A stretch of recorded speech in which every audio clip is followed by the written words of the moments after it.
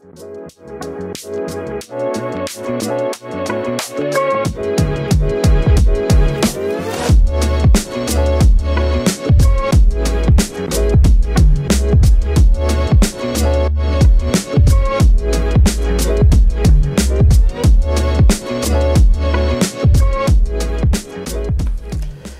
back to Under the Lamp, everybody. Today we're gonna actually take a look at how I put CDC in a dubbing loop. You know, it's something that I utilize constantly and all the time, and never really sat down with y'all and showed you what I do. So yeah, I'll just show you how I do that. Come on, let's tie a fly. All right, so in the middle of doing this other tutorial on a orange tag nymph, you can see that fly sitting right in here. So anyway, got to the point where I'm going to dub a CDC collar on it, and yeah, I didn't want to leave you guys hanging there, so bear with me. This is a little different. I got to kind of go back and forth between down there and up here, so a lot of camera work, and obviously it's just me.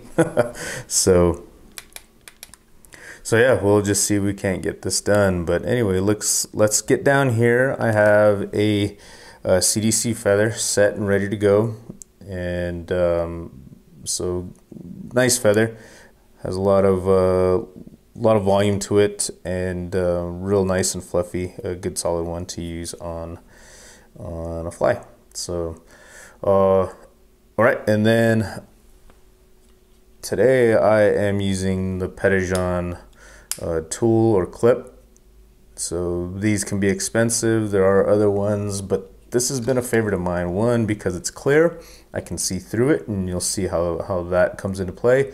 But also because of the way the jaws meet up and come together, I'm able to get a good firm grip on material and break away. There are these other ones like these little Stonefo clips as well. They're smaller, again clear. However, the jaws are a little bit recessed, or the parts that come together, and it does, for me, I guess I could do a review on these two types of clips, but it doesn't hold material near as well as the Petition one. So you can see that one's been utilized quite a bit.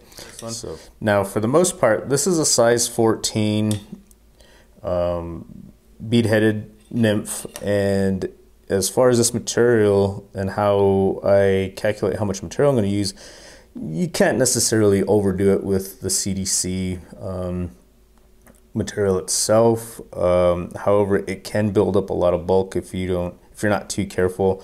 And at the same time, you got to take into consideration the quality of your CDC. So you can see these are all pretty long fibers, really good to be put into the dubbing loop. You don't have too many broken ends in here, and so you know it'll give you a lot of volume with less amount of material.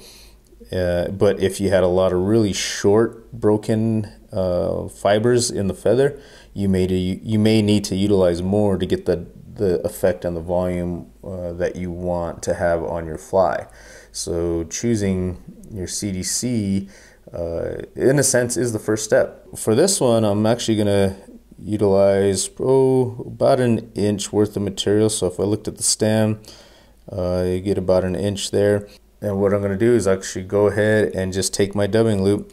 Now, remember, this thread is going to lay in about midway, or wherever your thread lays, it's going to fold over, so you'll have that much more doubled over.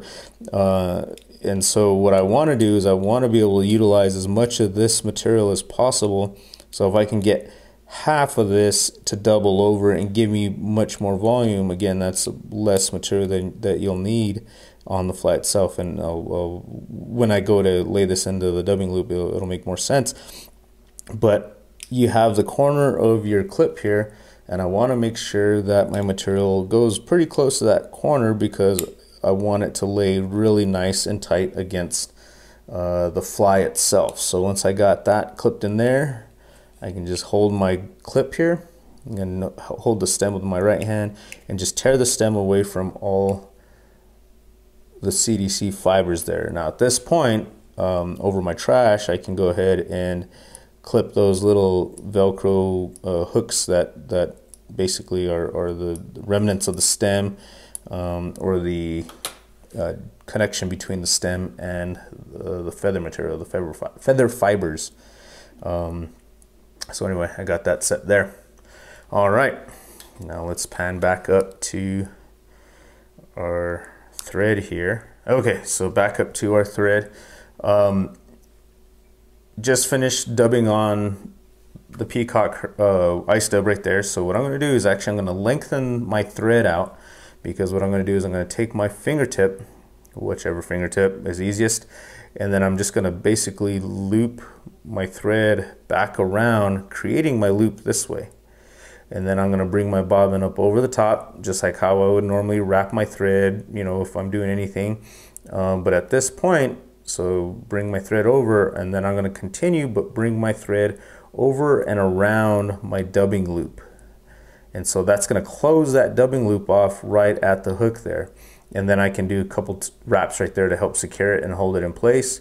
And one thing about the dubbing loop, sometimes it'll twist up here. So what I want to do is I want to eliminate that twist, and I can just kind of spread it out, open it up, and that'll help lock that and keep that open.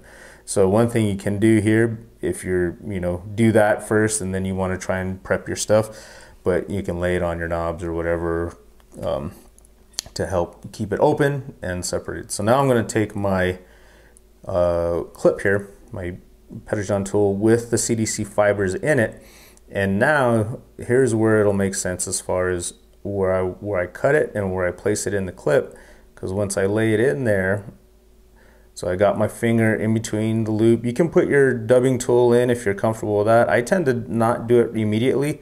I feel like I I have a lot more control in closing and pinching the loop so it locks in my material, rather than having the dubbing loop keep it open, or, you know, it doesn't lock down the way I want it to. So I got my material close to the corner of the clip there, and I can get it tight and close to the body, pinch my loop off with my thumb and middle finger, and then open the clip, keep it open all the way until you clear all your material, and then lock it in. So now I got it pinched, it's locked and pinched into my dubbing loop. It's not going to go anywhere.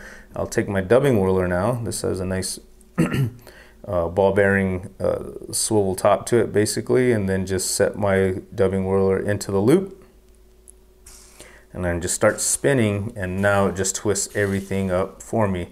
That twisting action is going to lock all that material in there, so it's not going to go anywhere. At this point I can come in and tease out. If you notice, some of that got twisted in and bound down in there.